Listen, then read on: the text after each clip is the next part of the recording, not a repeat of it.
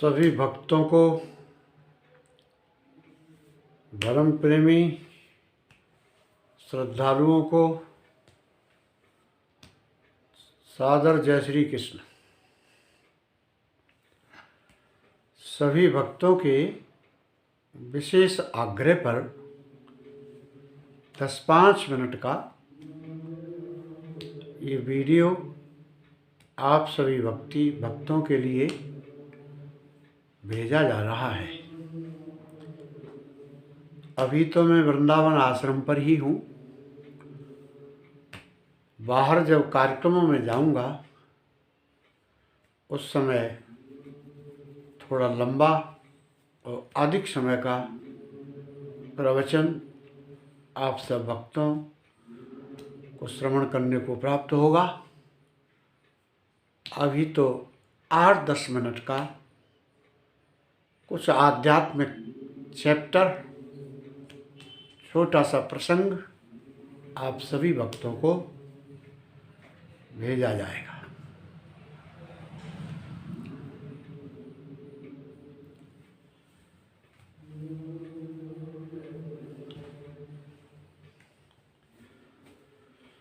नए नए चैप्टर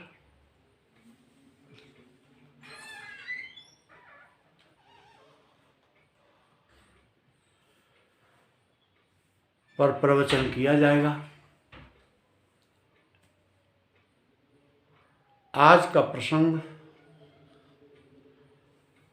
है, ध्यान से सभी समस्याओं का समाधान होता है।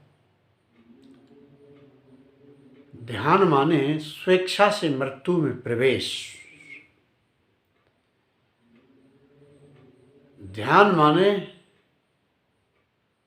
अभी और इसी पल में गहरे डूब जाना। न एक क्षण आगे जाना, न एक क्षण पीछे जाना। ये जो पल है, इस पल में गहरे उतर जाना।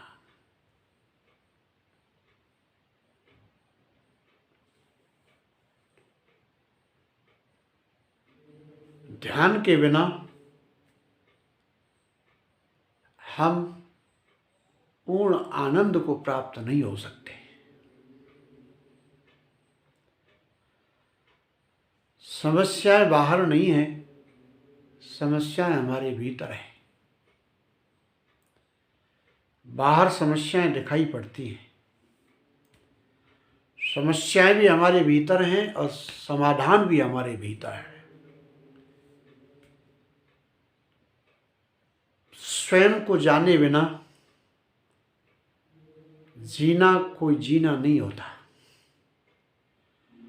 स्वयं को जाने बिना मर जाना दुनिया का सबसे बड़ा पाप है। जो स्वयं को ही नहीं जानता वह दूसरा किसको जान सकता है। इसलिए वे लोग परम भाग्यशाली हैं कि जिनकी उत्सुकता अपने भीतर की यात्रा पर रहती है। जब भी मौका मिलता है, आंख बंद करके अंतर यात्रा पर चले जाते हैं। जब भी मौका मिलता है, आंख बंद की और अपने भीतर चले गए, परम विश्राम में, परम मौन में। 2 तरह की यात्राएं हैं, एक बाहर की यात्रा है, एक भीतर की यात्रा है। बाहर की यात्रा पर हम दौड़ते रहें, कहीं पहुंचते नहीं हैं।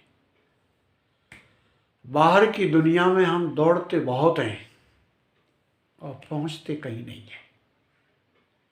मिलता कुछ भी नहीं है।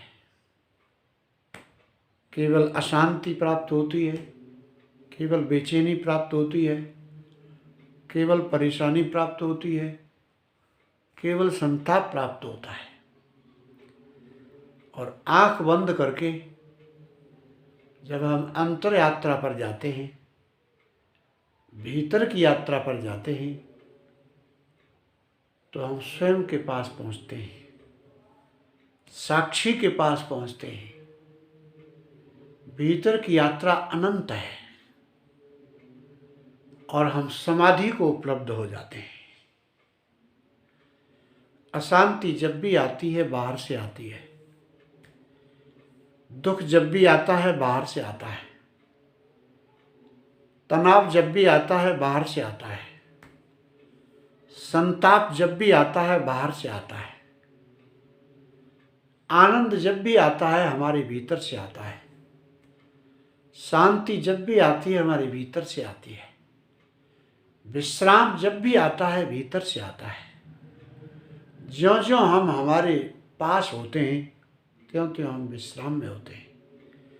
ज्यों ज्यों हम स्वयं के नज़दीक पहुंचते हैं त्यों त्यों हम ठंडक अनुभव करते हैं। ठंडक माने शांति। और ज्यों ज्यों हम दूसरों के पास होते हैं त्यों त्यों हम अशांत होते हैं। ज्यों ज्यों हम जिन्हें हम अपना मानते हैं, जिन्हें हम सगा संबंधी मानते हैं, दुख उन्हीं से आता है, अशांति उन्हीं से आती है, तनाव उन्हीं से आता है, संताप उन्हीं से आता है। जो सुख देते हैं दुख भी उन्हीं से मिलता है। जो हमें सुख नहीं दे सकता वह दुख भी नहीं दे सकता। जो हमें आनंद नहीं दे सकता वह सुख दुख दोनों ही नहीं दे सकता। इसलिए जब हम सबसे मुक्त हो जाते हैं, बाहर की दुनिया से परिपूर्ण मुक्त हो जाते हैं, पूर्ण रूपेण अपने साक्षी के समीप पहुंच जाते हैं, उस समय हम परम आनंद को प्राप्त करते हैं। आनंद हमारे भीतर है। इसलिए जब भी मौका मिले 2 मिनट का 5 मिनट का आंख बंद करके अपने भीतर की यात्रा पर चले जाना चाहिए। जो ध्यान के लिए श्रम करते हैं, जो अंतर यात्रा के लिए पुरुषार्थ करते हैं, उन्हीं का जीवन धन्य है। क्योंकि शरीर के छूटते ही संसार में जो भी हमने अर्जित किया है, जो भी हमने इकट्ठा किया है, वह सभी छूट जाएगा।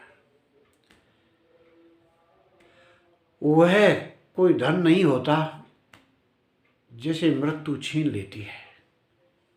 वह कोई संपदा नहीं होती जिसे मृत्यु छीन लेती है।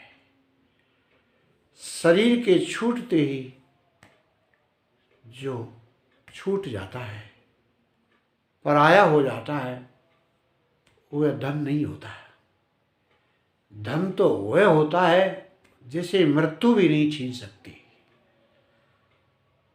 और वह धन ध्यान की संपदा है, वह धन भक्ति की संपदा है, वह धन प्रभु प्रेम की संपदा है, वह धन स्वयं को जान लेने के बाद प्राप्त होता है। भाग्यशाली वही है, समृद्ध वही है, धनी वही हैं जिन्होंने आत्म वैभव को जान लिया है, जिन्होंने आत्म संपदा को जान लिया है, अपने स्वरूप को जान लिया है। वे ही धनी हैं, वे ही समृद्ध हैं। इसलिए हर पल आत्म वैभव में स्थित रहना चाहिए। हर समय आत्म स्वरूप का चिंतन करना चाहिए। इससे ऐसा नहीं है कि कोई काम नहीं होगा या आदमी निकम्मा हो जाएगा। नहीं, इससे कर्म करने में और तेजी आएगी, क्योंकि इससे शक्ति का, समय का, ऊर्जा का व्यय नहीं होगा और इससे ज़्यादा होश पैदा होगा, इससे ज़्यादा जागरण पैदा होगा, इससे ज़्यादा ध्यान पैदा होगा। तो स्वयं भी खुश रहेगा और दूसरों को भी खुश करेगा। स्वयं भी प्रेम रहेगा और दूसरों को प्रेम बांटेगा। जब हमारे पास प्रेम होगा तभी हम दूसरों को प्रेम दे सकेंगे। जब हमारे पास आनंद होगा तो ही हम दूसरों को आनंद दे सकेंगे। इसलिए पहले हमें हमारे भीतर आनंद, प्रेम, प्रार्थना और वैभव और समृद्धि पैदा करने की आवश्यकता है। और असली समृद्धि तो ध्यान है। असली समृद्धि तो वैभव समाधि का है। असली संपत्ति तो प्रभु प्रेम है। असली संपत्ति तो प्रभु प्रार्थना है। और जो प्रतिपल प्रार्थना पूर्ण रहता है, जो प्रतिपल प्रभु के प्रति धन्यवाद से भरा रहता है, जो प्रतिपल अंतर यात्रा की तरफ यात्रा करता है, काम करते हुए भी, संसार के व्यवहार निभाते हुए भी, दुकान करते हुए भी, सर्विस नौकरी करते हुए भी, जो भी कर्म हम सौंपा गया है वह कर्म करते हुए हम प्रतिपल ध्यान के साथ कर्म करें।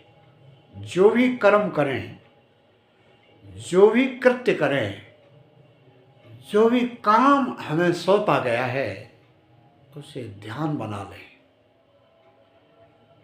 उसे निर्विचार होकर करें, विचारों से मुक्त होकर के करें और उसी कृत्य में हम डूब जाएं। इसलिए प्रतिपल ध्यान की साधना करते हुए जिए, प्रतिपल होश के साथ में जिए, प्रतिपल जागरण के साथ में जिए, प्रतिपल सजग होकर के जिए। ऐसे व्यक्ति के पास दुख, आवेश, अशांति, विकार नहीं आ सकते। ये बेहोशी की हालत में ही आते हैं। इसलिए प्रतिपल होश को जगाने की चेष्टा करें और प्रतिपल ध्यान को जगाने की चेष्टा करें। बोलिए कृष्ण भगवान की जय।